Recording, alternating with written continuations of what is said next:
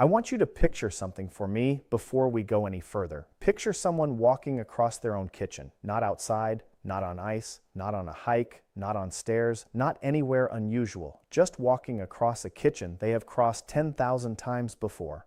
And then, without warning, they're on the floor. When I ask that person what happened, here's what they almost always say. I don't know. I was just walking. And the strange thing is, they're telling the truth. Nothing unusual happened. No object in the path, no spill on the floor, no distraction, just an ordinary step on an ordinary day in a place they know better than anywhere else in the world. That is not bad luck. That is a pattern. And once you see it, you cannot stop seeing it. In your own walk, in your parents' walk, in your partner's walk, in the walk of the person ahead of you at the grocery store. I have spent over 2.5 decades watching people walk for a living, and I can tell you that the single biggest predictor of who falls and who doesn't has almost nothing to do with strength, age, or fitness level the way most people assume. It has to do with one small mechanical detail that almost nobody is ever taught to pay attention to: which part of your foot touches the ground first. Today, I'm going to show you exactly what that detail is, why it quietly turns into the most dangerous habit your body can develop, and the precise 5-step process that retrains it, starting with your very next step. No equipment, no gym membership, no special shoes. Before we get into it, if this is useful, hit subscribe and turn on notifications, because this channel is built around exactly this kind of practical, no-fluff body mechanics. And if you want to tell me how this lands for you, drop a 1 in the comments if this is useful, or a 0 if you think I could do better. I read everyone. Part 1, the walk nobody notices changing. Here's the thing about this particular walking pattern. It never arrives all at once. Nobody wakes up one morning and decides to start shuffling. It creeps in. A little hesitation after a stumble on a curb, a little extra caution on a wet floor, a little more weight kept toward the back foot just in case. None of these moments feel significant on their own. But your nervous system is always listening, always adjusting, and over months, sometimes years, those small, cautious decisions compound into a completely different walking pattern than the one you started life with.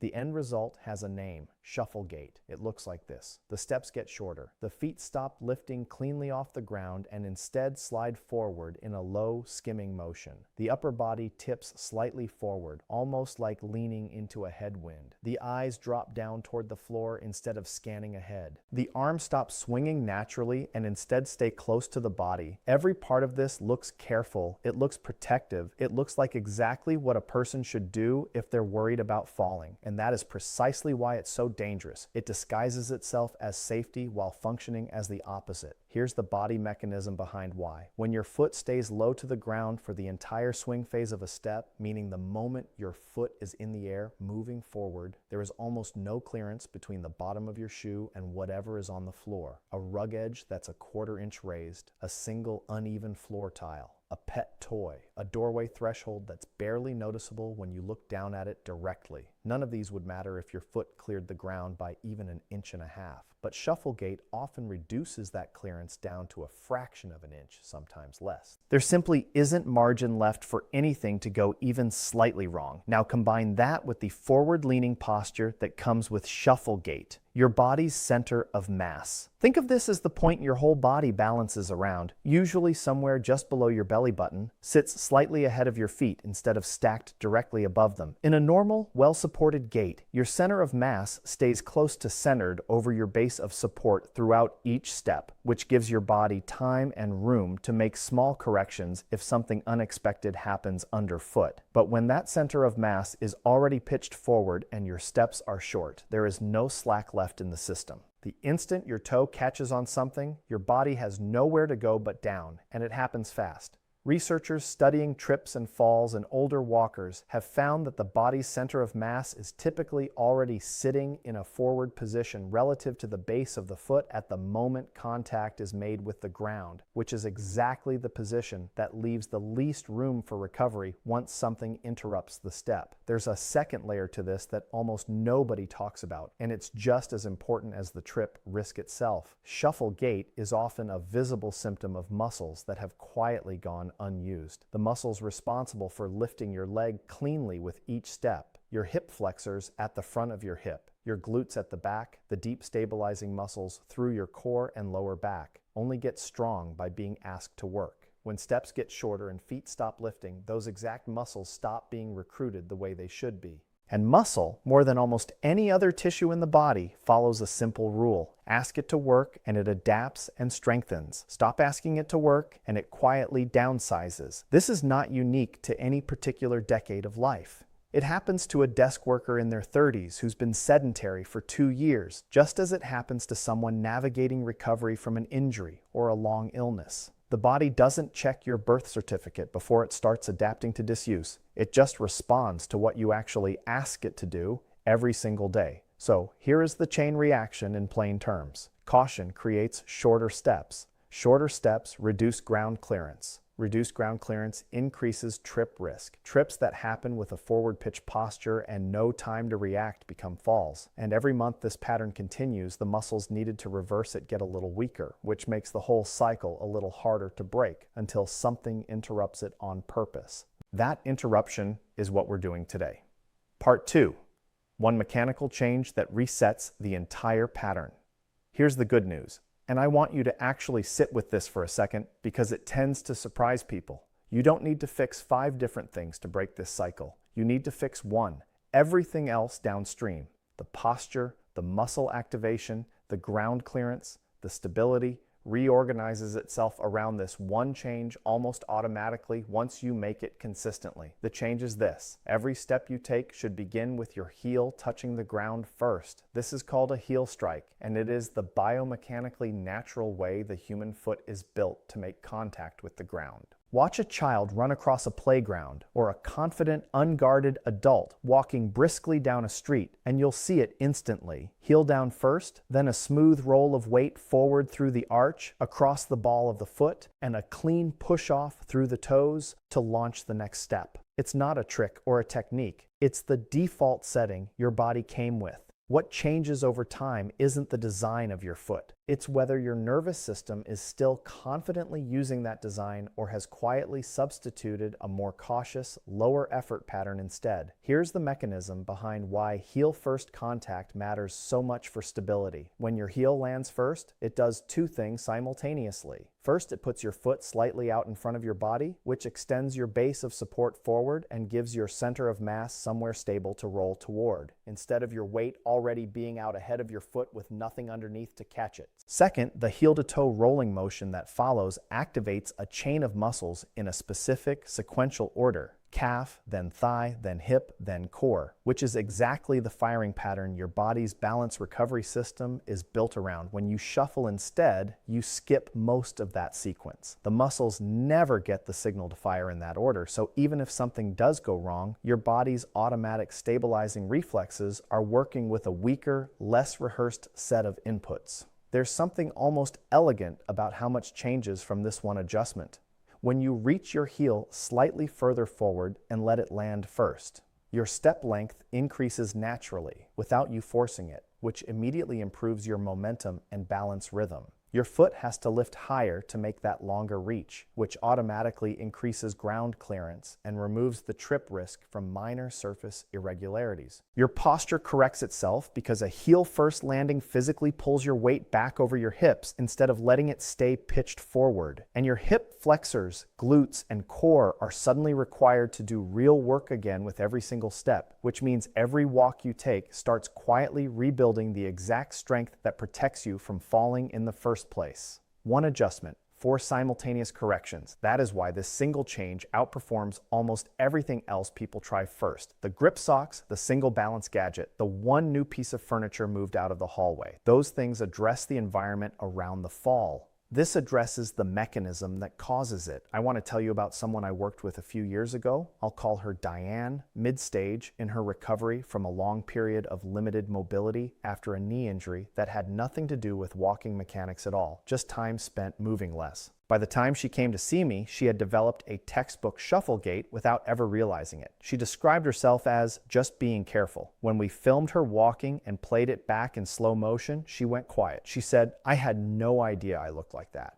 Within 10 days of practicing a conscious heel strike for 10 minutes a day, her stride length had visibly lengthened. Her posture had come up out of that forward lean, and this is the part she mentioned unprompted. She said walking felt less tiring. That's not a coincidence. A body using its full mechanical design uses energy more efficiently than a body fighting against a shortened, shuffled, off-balance pattern all day long. I've also worked with a much younger client, call him Marcus, someone who spent most of his week sitting at a desk and described himself as not an exercise person. He developed a milder version of the same pattern, not from fear of falling, but from months of barely walking more than from his car to his desk and back. Same mechanism, same fix, different starting point. This is not a pattern reserved for any one stage of life. It is what happens to any body at any age that has quietly stopped being asked to walk with its full natural range. Part 3, the 5-step retraining system. Here is exactly how to rebuild this pattern, broken into 5 specific exercises. Do them in order. They build on each other. Exercise 1, the conscious heel strike walk. This is the foundation, and it matters more than any other exercise on this list because it directly retrains the motor pattern itself. Find a hallway or a long open stretch of floor. If you want a hand near a wall or countertop for confidence while you're first learning this, that's completely fine. Use it. Begin walking, but for this exercise, think about nothing except your heel. With every step, consciously reach your heel slightly farther forward than feels automatic and let it make contact with the ground first. Feel the weight roll forward through your foot. Feel your toes push off behind you. Take 10 steps forward this way. Turn carefully using small steps and walk 10 steps back. That's 1 set. Do 3 sets, resting for 30 seconds between each. Slow down significantly while you do this. Speed is the enemy of relearning a motor pattern. The slower you go, the more conscious control you have over each individual step, and the stronger the signal you're sending to retrain the underlying neural pathway. Once this feels natural on a flat, predictable surface, try it on a different texture, carpet instead of hardwood, for example.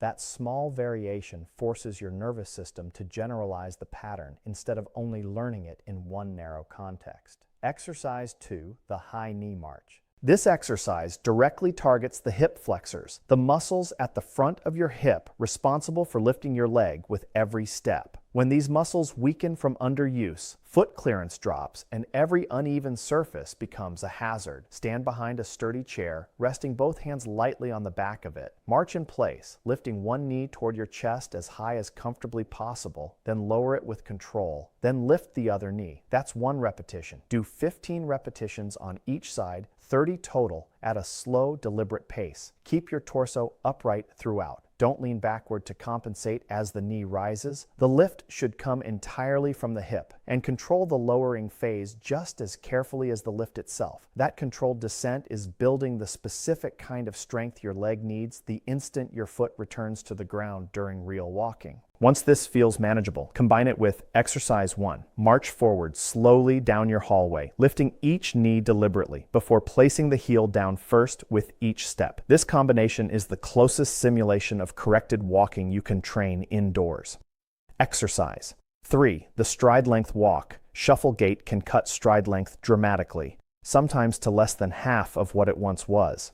A short stride is inherently less stable. It reduces momentum and forces your center of gravity into that forward pitched position we talked about earlier. Place 2 markers on the floor of your hallway about 18 inches apart. Tape works fine. Stand at one end, step forward, and aim to land your heel at or just past the second marker. Step with the other foot to match. Walk the length of the hallway this way, then turn and return. 2 full lengths is 1 session. Don't lunge or overreach to hit the marker. The goal is a comfortable, natural extension of stride, not an exaggerated stretch. If 18 inches feels like too much at first, start at 12 and build from there. As it gets easier, move the markers slightly farther apart over time. Most people are surprised by how quickly stride length increases once it's being trained on purpose instead of left to drift shorter by default. Exercise 4, the slow motion walk. Walking at normal speed relies heavily on habit and momentum, rather than conscious control, which is exactly why mechanical problems hide so well at normal walking speed. Removing speed from the equation exposes everything and forces each muscle involved in the step to work independently, with full control. Stand at one end of your hallway and walk at the slowest pace you can manage. Each individual step should take 3 to 4 full seconds. Lift the foot, pause briefly in the air, reach the heel forward, lower it down, feel the weight shift across the foot, push off through the toes, and begin the next step. Walk the length of the hallway this way, turn and return. That's one set. Do 2. This will feel strange, and that's expected. Every small wobble you notice is your balance system actively being retrained in real time. Once you feel steady doing this near a wall, you can deepen the challenge by closing your eyes for 2 or 3 slow motion steps. This dramatically increases the demand on your body's internal sense of position and movement, known as proprioception, and accelerates how quickly the new pattern becomes automatic. Exercise 5.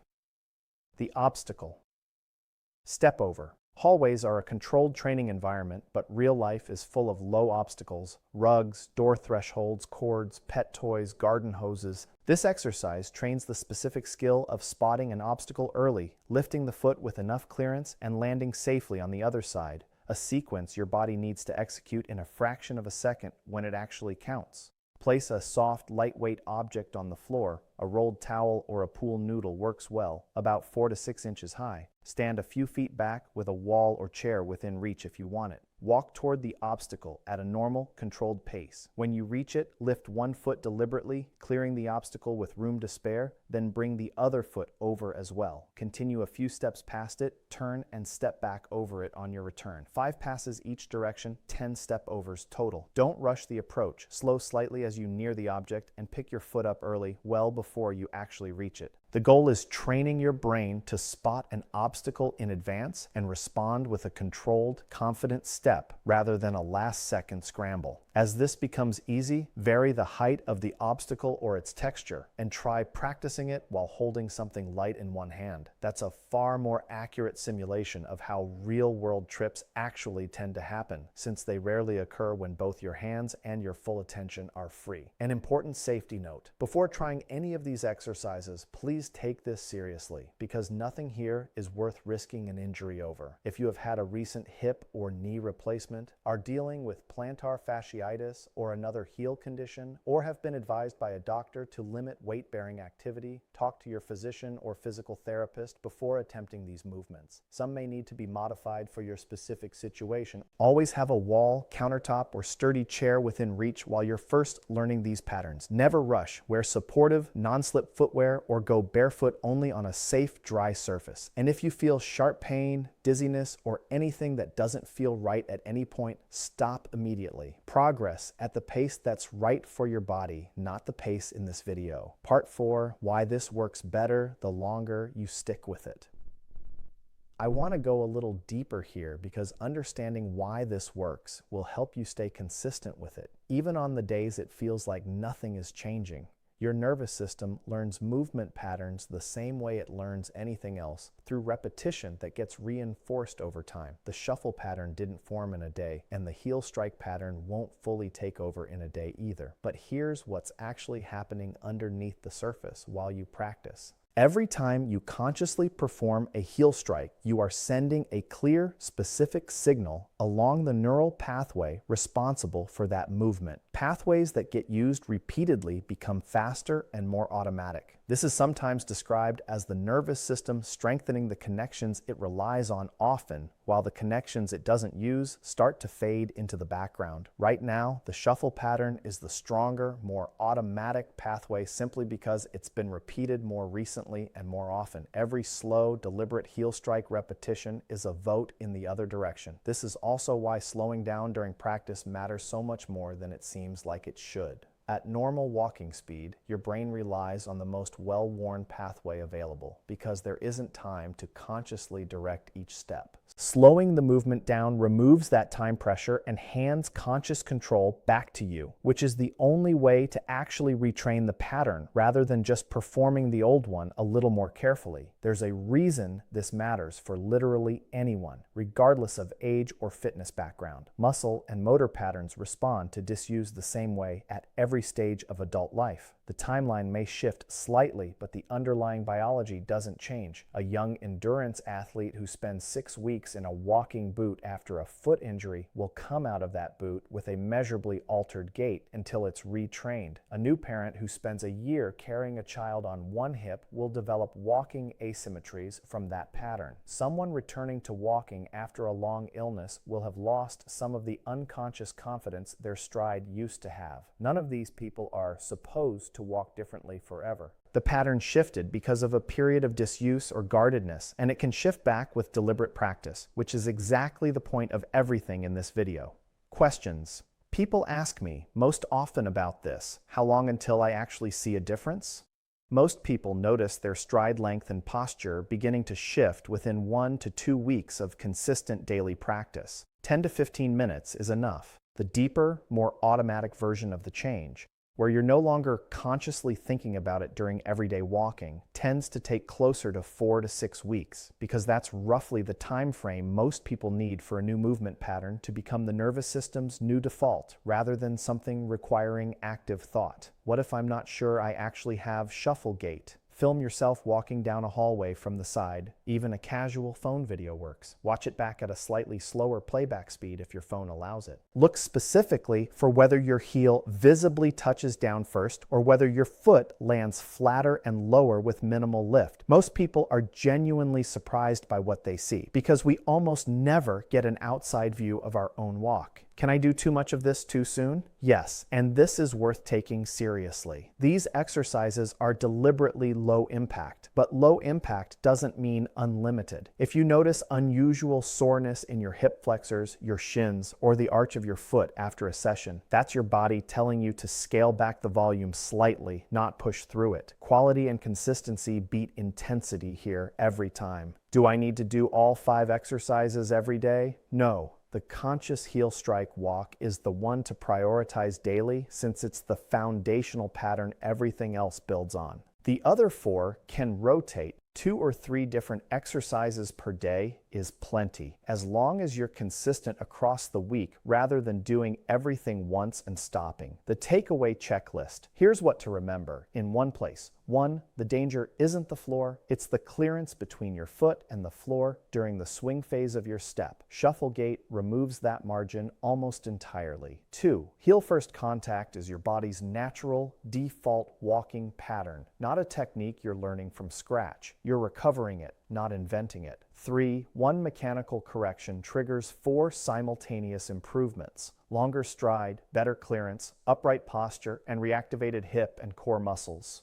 4. Practice slowly, every time. Speed defeats the relearning process. Slow is the whole method, not a beginner's compromise. 5. Start with the conscious heel strike walk today, even if it's just 2 short sessions. Add the other 4 exercises gradually across the week. 6. Film your own walk from the side before you start, and again in 2 weeks. Seeing the actual change is one of the most motivating things you can do for yourself. 7. Anyone who's spent a stretch of time being more cautious on their feet, recovering from an injury, or simply sitting more than they used to is a candidate for this pattern. It is not reserved for any particular age. 8. If you know someone who has had a recent fall, a close call, or has started walking more cautiously than they used to, send them this video. This is exactly the kind of thing that helps far more when it's caught early. Thank you for watching, and here's to walking the way your body was actually built to.